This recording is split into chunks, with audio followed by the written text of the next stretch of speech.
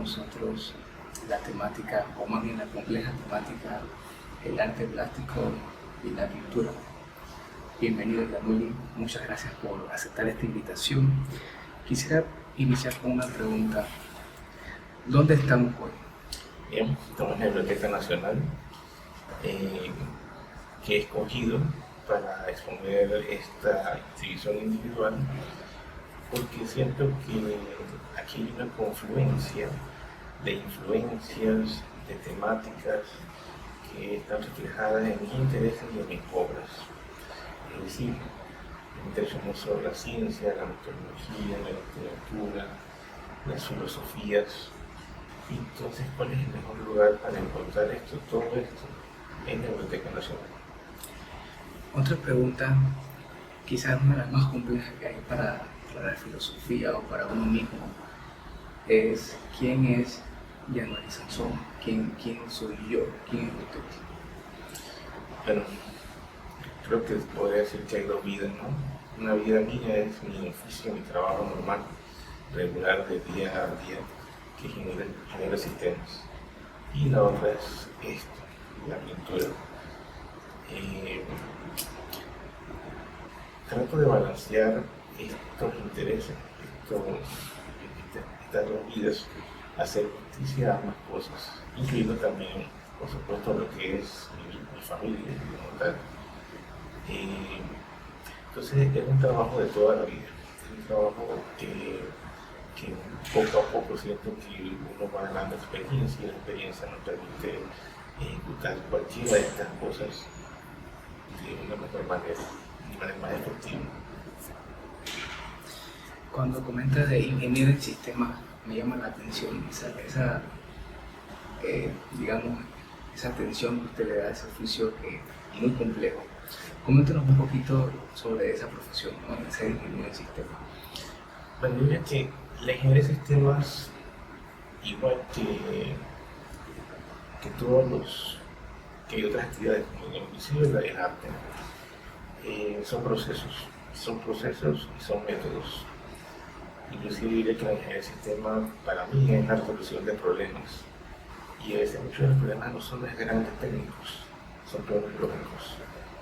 Inclusive diría que también el arte es que el artista se presenta un reto. Ese reto es la representación correcta de una idea.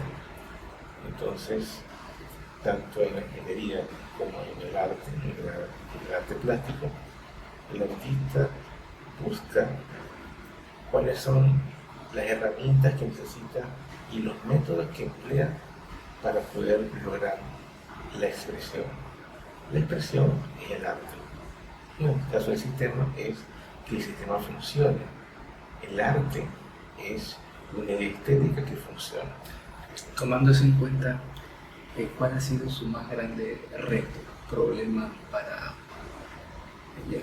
la parte de ingeniería en sistemas y a la vez también en el arte?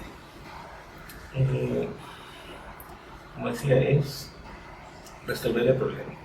A veces en sistemas nos enfocamos mucho en los elementos técnicos, pero a veces influyen inclusive en los temas humanos. Incluso se habla de ingeniería de personas, ¿no? Identificar el proceso, identificar dónde exactamente está el problema, es el reto mayor. Inclusive también ocurre en el arte.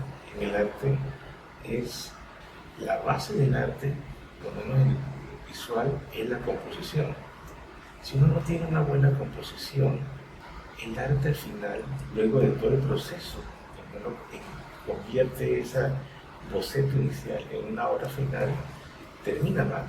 Entonces, los huesos de la composición, los huesos de un problema de sistema, es el entendimiento de su estructura. La estructuración de la idea es lo que nos lleva a un buen resultado. Teniendo en cuenta la composición como uno de los retos que tiene el arte, también yo he escuchado a otros artistas comentar que la creatividad también se convierte no tanto como un problema, sino como un objeto que buscan siempre para mantener, digamos, sus expresiones. Bien, pienso que que es correcta la aproximación, pero es en el sentido de que la figuración como tal requiere de reglas. Esas reglas no existen en el vacío. Entonces, el artista tiene que construir a partir de esa primera, como decía, el boceto, para poder llegar a un final. Entonces, esa construcción no se gana de forma directa, sino que se forma a través de la experiencia constante, el ensayo y el error y la experimentación. Bien, ¿cuándo nació el amor por el arte, no? Ya había cierto interés en alguna fecha en particular, cuando se comenzaron a insertar esas ideas que le dijeron, te tengo que hacer mis obras. Yo desde niño, siempre tuve papel para dibujar. Yo leía cómics y en los cómics me ponía el reto todas las semanas hacer una copia del artista o la imagen que me gustara y que tuviese usualmente un diferente artista para aprender ese nuevo estilo. Eventualmente, entonces me dije, ya estoy preparado para empezar mis propios intereses que no están en el cómic, que son estas ideas, las ideas de mitología, de psicología, de literatura, que también me apasionaban y sentía yo que ya la había subido internamente lo suficiente y tenía la destreza para expresarlas en el objetivo. Ha dicho algo muy completo en el sentido de expresar ideas. Me parece eso muy complejo, ¿no? ¿Cómo se expresan esas ideas? ¿Cómo lo ha visto usted ha visto, digamos, desde chico, adolescente, hasta ahora? ¿Cómo ha evolucionado eso de expresar mis ideas? O las ideas, ¿no? Sí, yo creo que uno debe, si uno está interesado en cualquier cosa, creo que lo que la conferencia fue el momento, si uno quiere entender todas las cosas, tiene que darse el trabajo de entender una sola cosa primera a la vez, entenderla en todas sus facetas. Entonces, es tomar esas primeras imágenes, entender su alcance, para poder entonces desarrollar un estilo, un arte propio. No es fácil. Siento que a veces los artistas nos quedamos en una sola fase, porque nos buscamos lo que no funciona bien una vez, pero para mí siempre está el reto de hacer algo diferente, no por hacerlo, no por un gusto o un desafío visceral, sino bien por tratar de aprender y de extender ese conocimiento. Yo fue el primero que hice, por así decirlo, desde la primera obra hasta la última. O sea, tratar de seguir una línea, un camino de autoconocimiento también. O sea, que podríamos decir que ha habido siempre como un espíritu de aprendizaje, también de asunto de su parte en el proceso artístico. Sí, debido a que el primer conocimiento de cualquier ser humano es la curiosidad. La curiosidad sirve desde los niños, desde que somos niños, sin que tengamos desarrollado por completo las herramientas de razonamiento y lógica que eventualmente nos llevará a un conocimiento profundo. O sea, pero el conocimiento siempre es eso, es el asombro. Trato de abordar siempre las obras con ese espíritu, para que la visión siempre sea limpia. Ahora bien, han comentado esa estrecha relación que hay con la curiosidad. La curiosidad, todo este aprendizaje que ha tenido desde pequeño hasta ahora. Quizás una pregunta un poco más personal para el artista sería: ¿por qué usted se decanta por la acuarela? ¿Cuál es esa, digamos, esa atención que usted le da a la acuarela para formar parte de sus obras?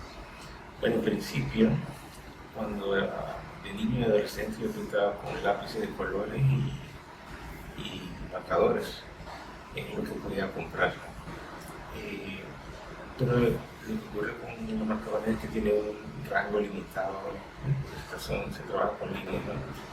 Entonces me compré unas acuarelas. Las acuarelas me permitían cubrir más espacio, hacer ciertos efectos. Y ese fue mi salto de lo lineal hacia el agua.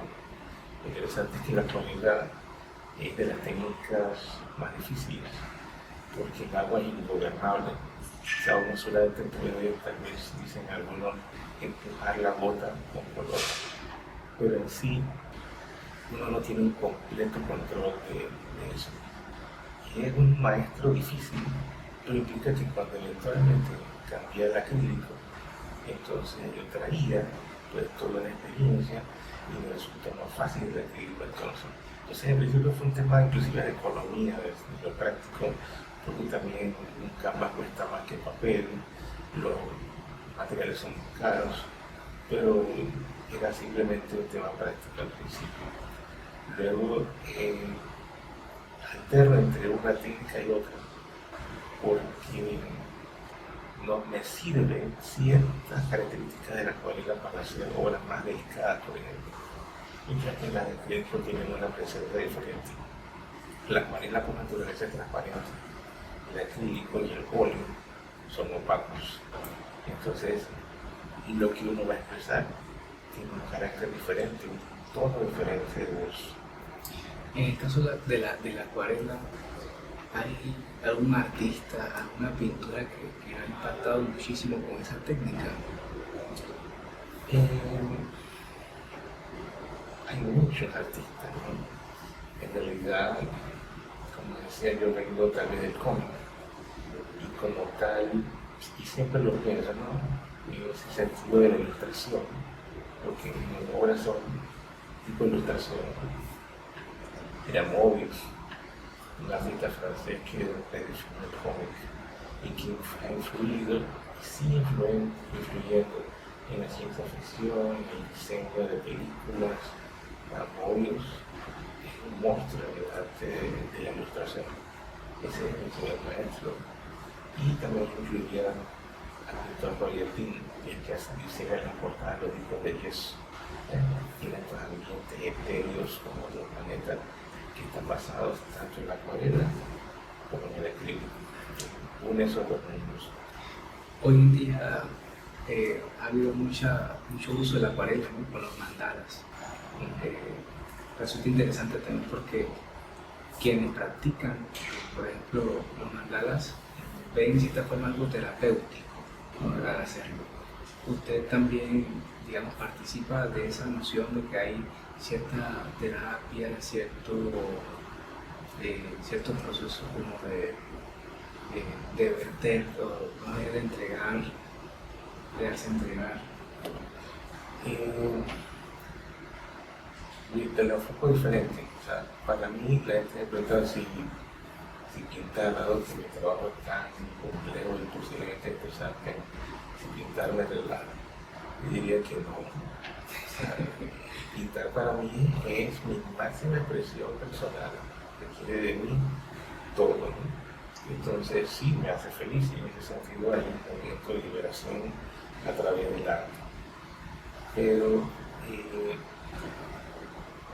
el tema con las mandalas y el dibujo como forma de arte es que el hombre moderno realmente ya no está expuesto al arte como tal, sino que lo recibe de forma, no como producto comercial. Si uno ve, por ejemplo, cuando se hacen estas fiestas de la gente pinta el cuadro, la gente se libera, pues primero hay una detención porque no saben cómo manejar los materiales. Y las personas se concentran tanto cuando terminan sienten una liberación. En ese mismo sentido, el arte libera, sea una mandala, sea dibujando una mesa, pero utilizar nuestra mente, nuestro espíritu para crear, participar del momento creativo, nos toca inclusive porque es lo divino, es la creación. En ese momento, obviamente, hay un momento de espíritu se libera, los sentimientos. Bien, ahora con otra técnica que sería ya lo mencionó, el acrílico. usted me hacía hace algunos momentos una distinción de sus obras que por un lado hay acuarela, hay acrílico, y bueno, el acrílico sí es ingobernable. En la acuarela, En la acuarela, es ingobernable. en el acrílico, ¿qué hay? ¿Qué sucede? En el acrílico hay otra libertad. Si yo me equivoco, en el acuarela siempre tenemos que reservar el blanco. No usamos el blanco del tubo. El blanco lo utilizamos es en el papel. Yo siempre tengo que cuidar eso. En el acrílico, en el óleo no. Si yo me equivoco, si yo escojo un color que no es el que siento, puedo volver a pintar y volver a hacerlo. Entonces, hay una libertad en ese sentido que la acuarela no la tiene. Hay otros efectos, hay otras profundidades que la acuarela no tiene, pero el acrílico sí, nos hace pintar signos más expresivos todavía, mientras que la acuarela tiende a ser delicada, que tiene. Y del acrílico, aquel autor, escritor, así que usted ha notado que ha tenido mucha influencia en usted. ¿Quién sería ese? Bueno, yo desde que me interesaban los libros, estas cosas, me gustaba ver la portada de los libros de fantasía y ciencia ficción, y ver que Michael Whelan, que es un gigante en lo que es la ilustración de obras, porque siento que con más fuerza y seguridad resume las obras. También hay que conocer con la figura para que no es muy fuerte, pero igual me inspira, o sea, presentar el maestro insuperable. ¿Cuál es su fuerte? ¿Cuál es mi fuerte? Trato de hacer un esfuerzo en todo lo que hago. No tengo algo así que yo diría que es muy fuerte, porque quisiera no pensarlo, para no concentrarme en mis fortalezas. Mi fortaleza en cualquier caso es ser ecléctico. Ser ecléctico. Muy bien. Respecto a la plumilla, ¿no? Aquí podríamos ver algunas de sus obras que está haciendo, ¿no? ¿Esto tiene plumilla? Sí, aquí lo veo. Sí, respecto a la plumilla, ¿qué la hace tan especial? La plumilla es la primera ilustración, es lo que es un paso más adelante de lo que es el lápiz. Y la plumilla tiene una expresión que es interesante porque yo vengo de fondo. Entonces ese trabajo, los hatching, toda la definición, es interesante para mí, pero con una base de otras cosas, la base de la ilustración. Es decir, la acuarela como ese eje, pero la ilustración envía un mensaje más fuerte, en el sentido de que la definición de los espacios es la pluma negra, es la tinta negra. Y también es algo que nos viene de obras y de la escritura china. En pocos trazos, hacer una escritura elegante y que tenga carácter. He visto una de sus obras en un paisaje como el tipo japonés, que es totalmente acuarela. Allí entonces, teniendo en cuenta lo que decía, ¿no? Allí por supuesto no va a haber esa línea negra, ¿no? Que podría definir muy bien el paisaje. Sí, el arte oriental, y debemos saber que la acuarela y la tinta viene del oriente, al principio, y de muchas obras, la aproximación a la obra es diferente en Occidente. No solamente, por ejemplo, la acuarela debemos hacer washes es ese fondo uniforme que va detrás, sino que son trazos. Así que el trazo usualmente es de China y hacen algunos saltos de color. Entonces, buscar eso también tiene una razón, un espíritu, por así decirlo, es que el artista quería dibujar o expresar algo en la menor cantidad de trazos posibles y de forma rápida, quería capturar el momento. O sea, no es una obra que en ese momento puedo pensar, hoy en día lo pensamos, no, porque es simple, no. la simplicidad es lo que lo hace una obra maestra, una economía de trazos y una expresión clara que hasta el día de hoy lo reconocemos como con belleza. La belleza no tiene que ser tan compleja y ese reconocido para todos. Me recuerda a las matemáticas, a las ecuaciones. Sí. Lo más simple es hacer una ecuación es fabulosa. Recordemos que al final de cuentas la música, ¿qué tiene detrás de la música? Es matemática, los ritmos, los tiempos, es matemática pura. Donde hay disonancia, que puede ser que la gente no puede disonancia, simplemente lo que ya es una complejidad matemática que nuestra mente internaliza y comprende. Pero las melodías, que es lo que más nos afecta, son composiciones matemáticas sonoras. ¿En qué momento usted decide, bueno, voy a hacer una obra y voy a utilizar acuarela, plumilla, acrílico? ¿Cuándo llega esa decisión? Yo siempre busqué muy pequeño en un posit si es necesario, pero yo digo que al final, antes esa decisión era más compleja. Hoy en día con la experiencia, tanto la prefiguración como la ejecución tienden a ser más rápido. Entonces, esa decisión no viene hoy en día fácil. Pero sí, yo diría que, por ejemplo, el colibrí es una obra que requiere la acuarela porque el colibrí es una ave tierna, requiere que nos tratemos tan fuerte. Por otro lado, la arquitectura requiere que las paredes tengan sustancia y la acuarela no me permitiría eso. Entonces, depende del tema, entonces depende cuál es la técnica. Solo una pregunta ahora por curiosidad. Quizás se debe un poco ya de la temática que estamos hablando, pero por ejemplo la inversión que usted hace económicamente, ¿no? De conseguir acuarela, el acrílico, las plumillas, tener todas esas estructuras, también por supuesto que implican parte del proceso, ¿no? Sí.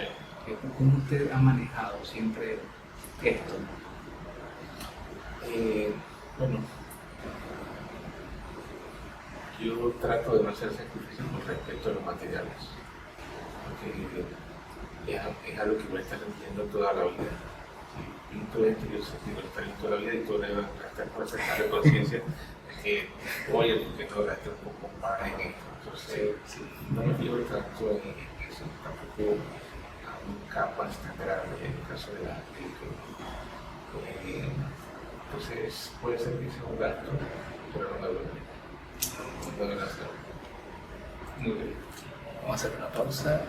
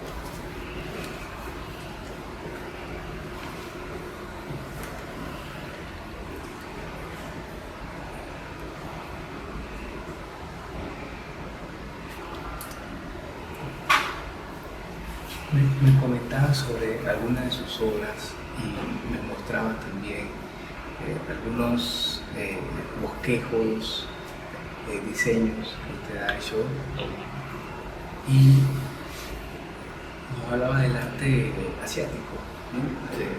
Aquí vemos algunas ilustraciones. Esta que tenemos aquí es una ilustración de un poema chino del siglo VIII de Li Po, donde él escribe tal vez una escena un poco hedonística, donde dice: me voy a vivir entre las flores, solamente me acompaña la luna y mi sombra. Cuando yo bebo, la luna me ve y mi sombra me ve conmigo, pero no tiene sed. Cuando la fiesta se acaba, me voy a la casa. Los demás invitados se van solos, pero a mí me acompaña la luna y la sombra. Entonces, es otra influencia literaria que he querido incluir dentro de intereses, ¿no? No solamente el tema de Sinan, el tema de Borges, no hay otras cosas como la poesía. Bien, sí, aquí en la Biblioteca Nacional hay dos pinturas muy bonitas. Yo personalmente quedé muy encantado con la de Borges, con la de Sinan, porque los admiro mucho, ambos, ¿no? Y bueno, quizás para abusar de su continua semana de exposición, en el caso de Borges, hay algo abstracto, ¿no? Hay símbolos. Sí. Yo quizás después, no, por supuesto en el video, los que van a ver el video van a ver la pintura, ahora le tomo foto. Pero esa pintura, ¿cómo la hizo? Bueno, inicié yo al principio que estaba en tercer año, tercer literatura, estaba aburrido. Siempre me gustaba la mitología, pero no leer. Y un día vengo y abro, esperando al profesor, el libro y me encuentro en la casa de Asterión de Borges. Y me dice, que es de Minotauro, vamos a leer. En esa mente que yo tal vez flechaba de toda la obra, de toda la obra, de los símbolos de Borges, que si nos ponemos a verlo cerca, es ciencia ficción, escrito por un escritor latinoamericano. Una persona que, utilizando un conocimiento enciclopédico realmente de la historia, de héroes, de la simbología, de la filosofía, logra plasmar una tragedia griega en menos de 2 páginas. Todos los elementos de la obra de Borges están ahí. Entonces, me inspiró eventualmente a dibujar esa obra, el Asterión, que es la tragedia de ese minotauro, de ese monstruo que está atrapado en un laberinto y que es liberado al final a través de la muerte por Orfeo. Entonces hay símbolos allí, está presente ahora, como decía, el laberinto, el espejo, el otro, lo infinito. Inclusive el momento que Asterión se refiere al Baros o al sol como objetos complejos que está haciendo, él está reflejando su realidad, que está encerrado en su laberinto en las cosas que él observa afuera. Es como la descripción de un trauma. Entonces encontré la verdad tan profunda que me afectó a mí y me llegó eventualmente a hacer una obra compleja desde el punto de vista del trazado, que es difícil de explicarlo así sin verla, ¿no? Pero que se estudió que es una de mis mejores obras, esa obra tiene más de 25 años, pero siento que captura todo lo que mis impresiones con respecto a la obra de Borges.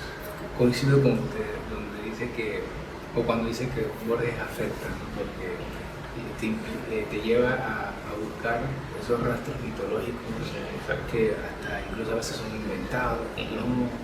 Pero en el fondo sí va a tocar temas como están mencionados. Y muchos han dicho de Borges, por ejemplo, que él escribe más filosofía que literatura, ¿no? Por la complejidad que tienen sus relatos. Sí, bien, y respecto a la de Sinan, la boina roja, Sí. que me parece que es totalmente acuarela. Sí, una acuarela por completo. No tiene línea ni nada, es una acuarela pura. Es mi interpretación del cuento de Sinan y está enfocada en el desenlace. O sea, ese cuento es una tragedia. Se va construyendo desde el momento en que el científico conoce a Linda Olsen. Hay una vorágine de pasiones y el cuento termina en una tormenta. Es decir, mi obra trata de capturar ese sentimiento, esas pasiones desenfrenadas que llevan a la tragedia. Ahora con su... Hacemos una pausa.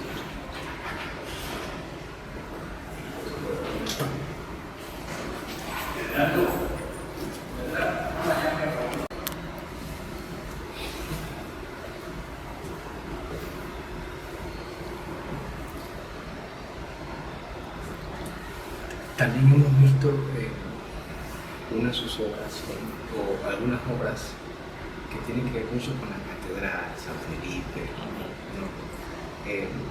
Estos sitios históricos muy importantes para Panamá. Coméntanos un poquito, quizás en primer momento, sobre su obra Catedral, la Catedral. Bien, yo nací en el barrio, viví ahí la mitad de mi vida, entre la iglesia de la Merced y la iglesia Catedral. Entonces son parajes, son lugares que son importantes para mí y que sentí yo que tenía que interpretarlos a mi manera, para hacer obras que fueran un homenaje a los lugares donde caminaba de niño. Incluyendo el parque, por ejemplo, incluyendo las obras, o sea, todo esto lo he tratado de plasmar. Hoy en día el barrio está bastante gentrificado, pero las estructuras están gloriosas y en un punto que estamos. He tratado de hacer justicia a estas imágenes de estos lugares con una mayor esfuerzo. Aparte de ello, pues también ilustraciones que son lo que yo veía cuando estaba joven. En el barrio también está gentrificado, está más orientado al turismo. Tal vez que la comunidad prácticamente está desaparecida. Y me llamaba mucho la atención, me sigue llamando la atención, era qué cosas hacíamos los que estábamos en el barrio entonces, cuando no era bonito. Pues la gente estaba viviendo en una comunidad, había oficios, el sastre, el zapatero, el carretillero, o sea, había actividades propias, comerciales, propias de la comunidad. Esas personas tenían una vida y el mundo, el barrio para entonces era algo diferente.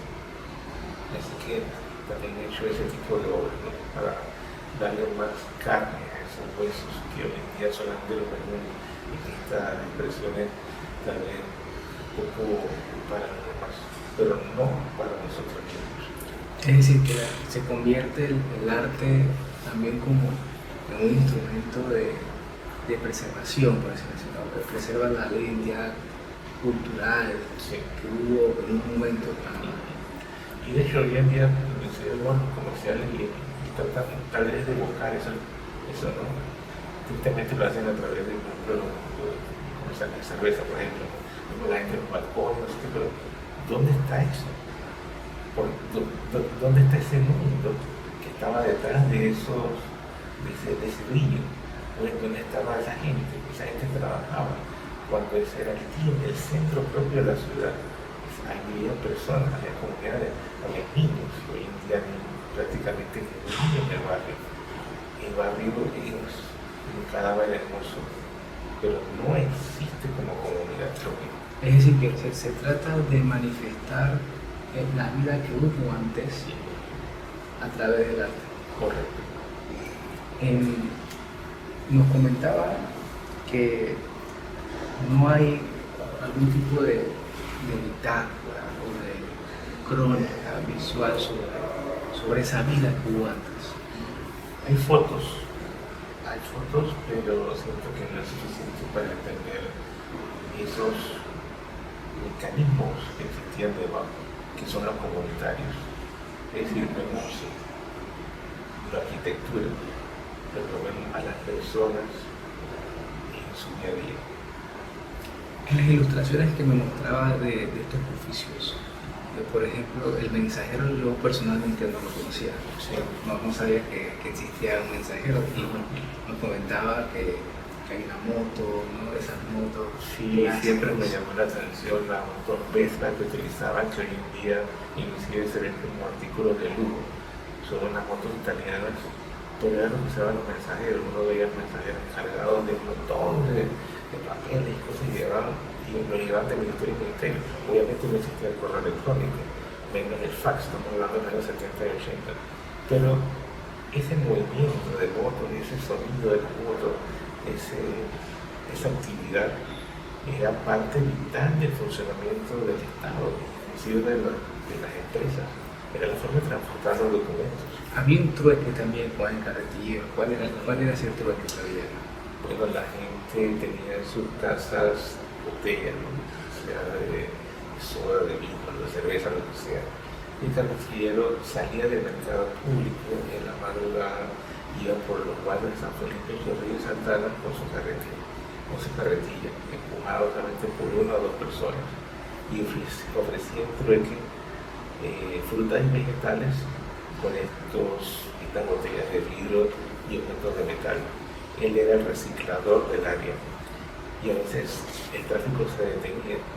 Y eso me tocó ver esa transición, porque se le respetaba mucho a este hombre humilde que estaba haciendo una función en la comunidad, que traía fruta y traía conversaciones inclusive. Pero eventualmente el oficio como tal cayó en desuso. La gente ya no tenía la paciencia para esperarlo hasta que subía a la loma del mercado público, que era sumamente complejo y pesado para él. Y eventualmente desapareció. Hoy en día, si lo vemos, es como una recreación otra vez para los turistas, para el que se acuerde.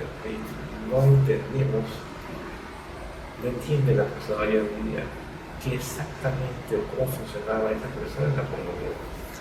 También está dentro de sus ilustraciones el barbero, ¿no? Allí, dentro de ese sitio donde reciben mucha gente. El barbero todavía sigue funcionando en el sentido de que, desde el punto de vista de la comunidad, tal vez, de que recoge historias. La gente habla con el barbero, se pone el día con las noticias del día. Así que hacía esa función en el lugar. Igual el sastre. Hoy en día, con la ropa, dado que todo se come, se bota, los sastres y los zapateros prácticamente han desaparecido. Pero esas funciones, esos trabajos, esos oficios en la comunidad de hace 30 años, 40 años, eran vitales. Especialmente porque el barrio como tal era un barrio humilde. La gente necesitaba poder arreglar los zapatos y la ropa. El acceso a la ropa barata no era tan común como hoy en día. Así que todos esos trabajos oficios tenían de aportar vitalidad a la comunidad. Me hace pensar también ahora mismo yo como ciudadano de este tiempo, ¿no?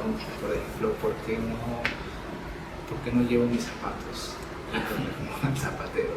Exacto. Porque entonces creo que definitivamente no crecí con esa identidad comunitaria y que de cierta manera, como usted lo ha dicho, sí rescata la cultura de un grupo, ¿no? Y la dinámica de un grupo. Exacto. La dinámica en la comunidad está en el oficio de las personas, que son los que hacen trabajo para la comunidad, y en la forma en que la comunidad evoluciona, que es a través del trabajo y la educación de los hijos. Entonces, al desaparecer ambas funciones en la comunidad como tal desaparece. Se pierde entonces la identidad. Se pierde la identidad. Los panameños sufrimos un problema de identidad muy grande. La gente joven hoy en día no tiene conciencia del evento histórico muy importante del 21 para Panamá, que es la ocupación. No saben qué significa. Pueden conocer, inclusive pueden pasar al lado uno de los protagonistas de esos tiempos en la calle, pero no entienden pues qué papel fungieron en ese momento. Coincido con usted con la idea de fondo de que a través de las ilustraciones, del arte, de la pintura, se puede llegar a esa población, a esos ciudadanos que desconocen, ¿no? Y creo que me parece que de cierta forma también tiene como propósito dentro de su producción eso, llegarles y mostrarles lo que hubo. Sí, usualmente siento que el propósito como tal, y es que hay que verlo, por lo menos desde el punto de vista es no llegar a un punto político, sino solamente que no vemos hacia el pasado, sino entender qué es lo que la persona hace en su día a día. Eso es lo que es nuestras vidas. Lo que ocurre desde el punto de vista político son decisiones que a veces inclusive no nos tenemos alcance. Nuestro trabajo, nuestro oficio es lo que nos define, es lo que marca nuestras pautas y que lo que hace la comunidad. Bien, coméntenos, ya vimos más o menos el arte, la historia y su importancia, y quizás ya para volver con las etapas de las obras, nos comentaba que la de Borges ha sido su obra, una de sus favoritas, por así decirlo. ¿Cuál ha sido otra también? ¿Cuál ha sido otra obra que usted ha dicho? Pero una que he trabajado mucho fue La muerte de la dama. La muerte de la dama implica varias cosas. Hay una influencia del concepto del renacimiento, que es la muerte de la dama como el final del todo, o sea, que todo tiene un final. En el medioevo y en el renacimiento vemos que las personas se alejan un poco, a poco de lo que es el concepto de la iglesia y se enfoca en el humanismo, eventualmente en la educación. Eso implica de que las personas están conscientes de que todo tiene un final, tanto para hombres como para mujeres. La muerte eventualmente llega para todos. Y recordemos también que Europa había pasado por la peste. Así que la idea de la muerte, reinando sobre todo, está en todas partes. Esta obra tiene muchas influencias para mí, no solamente ese concepto. Está influida por las estaciones, el cambio de las estaciones, donde la muerte es el cambio de la estación del invierno a la primavera. Luego el fin, sino es el siguiente paso. Hay una influencia de la canción Song for America de Kansas, donde Europa llega a América, que se visualiza como una virgen, como un terreno impoluto. Por eso que hay imágenes de zorro y puerco que se evocativas de los héroes folclóricos en la literatura, en la mitología indígena americana. Hay una influencia de una película que está basada en la obra La máscara de la muerte en Roma de Poe, donde siempre nos resuenan dos escenarios y cuartos, cada uno de un color diferente. Cuando llega la muerte, el ciudadano lo va devastando con todo, nuevamente, y una referencia a la pesa. O sea, esa obra tiene muchas cosas, todo lo trataba de plasmar. Y trataremos de mostrárselo a los que nos vayan a ver, a los que nos escuchan también, de alguna manera asignar o adoptar fotos de estas pinturas para que se recreen de lo que estamos conversando. Finalmente, ¿en qué situación, o más bien cuál es su proyección dentro de su caminar? En 10 años, 5 años, sus proyectos. Bueno, esta es mi segunda exhibición. La primera la hice hace 21 años. Entonces, mi tercera exhibición posiblemente la haga 20 años más. Lo que quiero decir es que no tengo arcos cortos. Trato de no circunscribirme a algo, sino que si existe algún desarrollo de parte, pues se verá más adelante.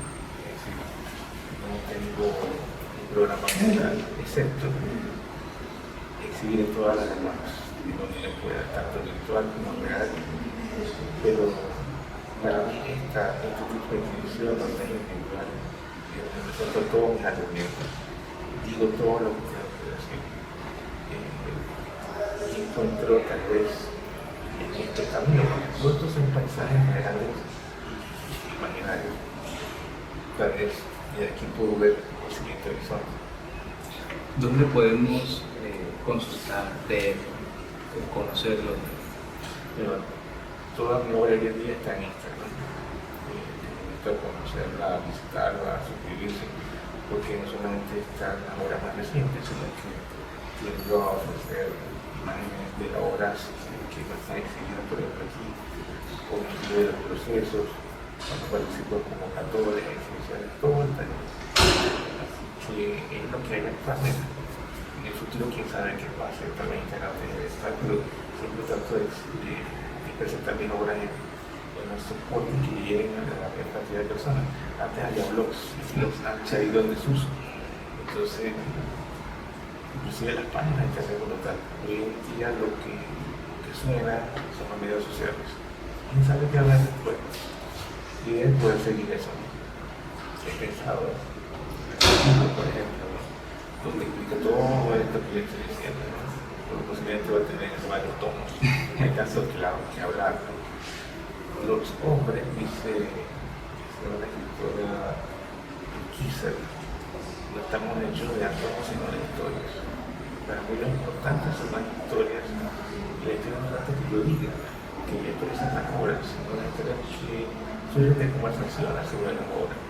Uno dice algo, la otra persona escucha y entiende eso desde su punto de vista. El pintor hace su obra, la muestra al mundo y la persona se identifica con ella o no. Entonces se identifica en un momento mágico, en un momento donde este hijo que ponga al mundo, la persona, el mundo la recibe y la interpreta de su manera. Y en ese momento la obra toma otra vida. A mí me encanta estas conversaciones porque siento que son significativas, siento que he podido llegar a un público y el público ha respondido. Le agradecemos mucho por aceptar esta invitación y esperamos también tener otro momento donde podamos compartir más sobre toda la grande producción que tiene. Por supuesto. Gracias.